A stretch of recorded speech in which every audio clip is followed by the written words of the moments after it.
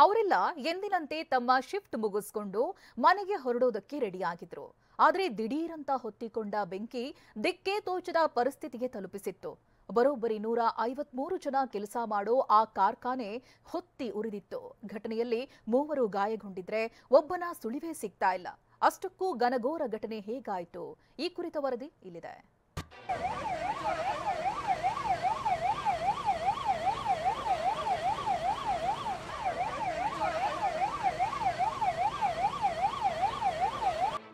ಎದೆ ನಡುಗಿಸುವಂತಹ ಬೆಂಕಿಯ ಕೆನ್ನಾಲಿಗೆ, ಧಗ ಧಗಿಸಿ ಉರಿಯುತ್ತಿರುವ ಅಗ್ನಿಜ್ವಾಲೆ, ಮುಗಿಲೆತ್ತರಕ್ಕೆ ಚಾಚಿರುವ ದಟ್ಟ ಹೊಗೆ. ಬೆಂಕಿ ನಂದಿಸಲು ಅಗ್ನಿಶಾಮಕ ಸಿಬ್ಬಂದಿ ಹರಸಾಹಸ. ಸ್ಥಳದಲ್ಲಿ 106 ಜನ ಜಮಾವಣೆ. ಇದು ಬೆಳಗಾವಿಯ ಕೈಗಾರಿಕಾ ಪ್ರದೇಶದಲ್ಲಿ ನಿನ್ನೆ ರಾತ್ರಿ ಸಂಭವಿಸಿದ ಭೀಕರ ಅಗ್ನಿ ಅವಘಡದ ದೃಶ್ಯಗಳು.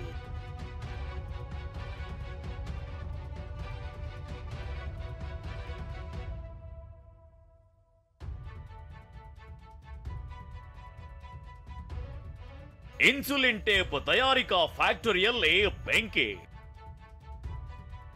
3 ಗಂಭೀರ ಗಾಯ, ಆಸ್ಪತ್ರೆಗೆ ದಾಖಲು.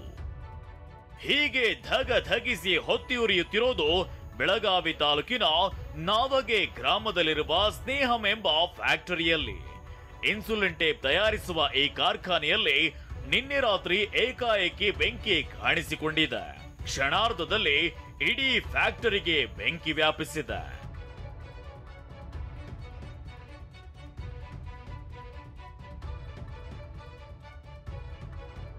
ಕಾರ್ಖಾನೆಯಲ್ಲಿ ಕೆಲಸ ಮಾಡ್ತಿದ್ದ 153 ಕಾರ್ಮಿಕರು. ಫ್ಯಾಕ್ಟರಿಯಲ್ಲಿ ಸೆಕೆಂಡ್ ಶಿಫ್ಟ್ ನಲ್ಲಿ 153ಕ್ಕೂ ಹೆಚ್ಚು ಕಾರ್ಮಿಕರು ಕೆಲಸ ಮಾಡ್ತಿದ್ರು ಎನ್ನಲಾಗಿದೆ. ಇನ್ನೇನು ಕೆಲಸ ಮುಗಿಸಿ ಮನೆಗೆ ಹೋಗಬೇಕೆನ್ನುವಷ್ಟರಲ್ಲಿ ಅಗ್ನಿ ಅವಘಡ ಸಂಭವಿಸಿದೆ. ಬೆಂಕಿ ಹೊತ್ತಿಕೊಳ್ತಿದ್ದಂತೆ ಅನೇಕರು ಹೊರಗೋಡಿ ಪ್ರಾಣ ಉಳಿಸಿಕೊಂಡಿದ್ದಾರೆ. ಆದ್ರೆ ಕೆಲವರು ಒಳಗೆ ಸಿಲುಕಿಕೊಂಡಿದ್ರು. ಸ್ಥಳೀಯರು ಕಿಟಕಿ ಗಾಜುಗಳನ್ನ ಒಡೆದು ಅವರನ್ನ ರಕ್ಷಿಸಿದ್ದಾರೆ. ಬಜಾರವಾಡಿಯ ರಣಜಿತ್ ದಶರಥ ಪಾಟೀಲ್, ಬೆಳಗಾವಿಯ ಯಲ್ಲಪ್ಪ ಸಳಕೊಡೆ, ಕವಳೆವಾಡಿಯ ಮಾರುತಿ ಕಾರೇಕರ್ಗೆ ಸುಟ್ಟ ಗಾಯಗಳಾಗಿವೆ. ಕೆಎಲ್ಇ ಆಸ್ಪತ್ರೆಯ ತೀವ್ರ ನಿಗಾ ಘಟಕದಲ್ಲಿ ಚಿಕಿತ್ಸೆ ನೀಡಲಾಗ್ತಿದೆ. ಅವಘಡ ಸಂಭವಿಸಿದ ವೇಳೆ ಕಾರ್ಖಾನೆಯಲ್ಲಿ ಇದ್ದರು ಎನ್ನಲಾದ 153 ಮಂದಿ ಕಾರ್ಮಿಕರ ಫೋನ್ ನಂಬರ್ ಪಡೆದು ಅವರನ್ನ ಸಂಪರ್ಕಿಸುವ ಕೆಲಸ ಮಾಡಲಾಗಿದೆ. ಮಾರ್ಕಂಡೇಯ ನಗರದ ನಿವಾಸಿ ಯಲ್ಲಪ್ಪ ಎಂಬಾತ ಕಣ್ಮರೆಯಾಗಿದ್ದಾನೆ. ಇಲ್ಲಿ ಬರೀ 3 ತಿಂಗಳ ಸರ್, ಈಗ ಬರೀ 3 ತಿಂಗಳಾತ್ರಿ. ಈಗ ಜಸ್ಟ್ ಅವ್ರು ಬೆಂಕಿ ಹಚ್ಚಿದ ಕೂಡಲೇ ನಂಗೆ ಸರ್ ನನಗೆ ಫೋನ್ ಹಚ್ಚಿರ ಅವರು. ಇಲ್ಲಿ ನಾವೇ ರಸ್ತೆಗಿಂದ ಬೆಂಕಿ ಹಚ್ಚಿದ್ದೀವಿ. ನಮಗೂ 7 ಗಂಟೆಗೆ ಫೋನ್ ಬಂದಿದೆ ಸರ್. ನಮ್ಗೆ ಅವಾಗ ನಾ ಅಲ್ಲಿಂದ ಬಂದಿರಿ ಸರ್ ನಾವು. ಹಾಂ ರೀ, ಇನ್ನೂ ಮಟ್ಟ ಅವ್ರು ಮಿಸ್ಸಿಂಗ್ ಅಲ್ರಿ. ನಮ್ಮ ಮಾರ್ಕೆಟ್ನವ್ರು ಒಬ್ಬ ಮಿಸ್ ಅಂತ ಈಗಿಂದ ಎಲ್ಲರೂ ಹೇಳ್ತಾರೆ. ಎಲ್ಲವೂ ಗುಂಡ್ಯಾಳ ಒಬ್ಬ ಮಿಸ್ ಅಂತ ಹೇಳ್ತಾರೆ ನಮ್ಗೆ. ಬೆಂಕಿ ನಂದಿಸಲು ಅಗ್ನಿಶಾಮಕ ದಳ ಹರಸಾಹಸ. ಅಗ್ನಿ ಅವಘಡದ ಸುದ್ದಿ ತಿಳಿಯುತ್ತಿದ್ದಂತೆ 6 ಅಗ್ನಿಶಾಮಕ ವಾಹನಗಳು, ಖಾಸಗಿ ಟ್ಯಾಂಕರ್ಗಳು ಸ್ಥಳಕ್ಕೆ ದೌಡಾಯಿಸಿದ್ವು. ಆಂಬ್ಯುಲೆನ್ಸ್ಗಳನ್ನ ತರಿಸಲಾಯಿತು. ಆಸ್ಪತ್ರೆಗಳಲ್ಲಿ 200 ಬೆಡ್ ಕಾಯ್ದಿರಿಸಲಾಗಿತ್ತು.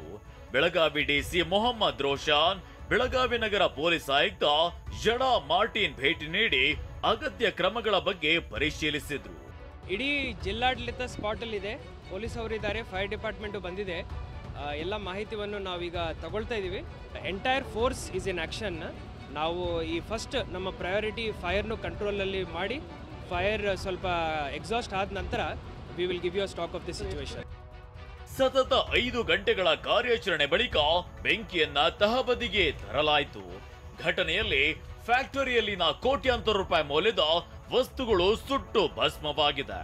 ಲಿಫ್ಟ್ನಲ್ಲಿ ಸಂಭವಿಸಿದ ಶಾರ್ಟ್ ಸರ್ಕ್ಯೂಟ್ನಿಂದ ಅಗ್ನಿ ಅವಘಡ ಸಂಭವಿಸಿದೆ ಎನ್ನಲಾಗಿದೆ.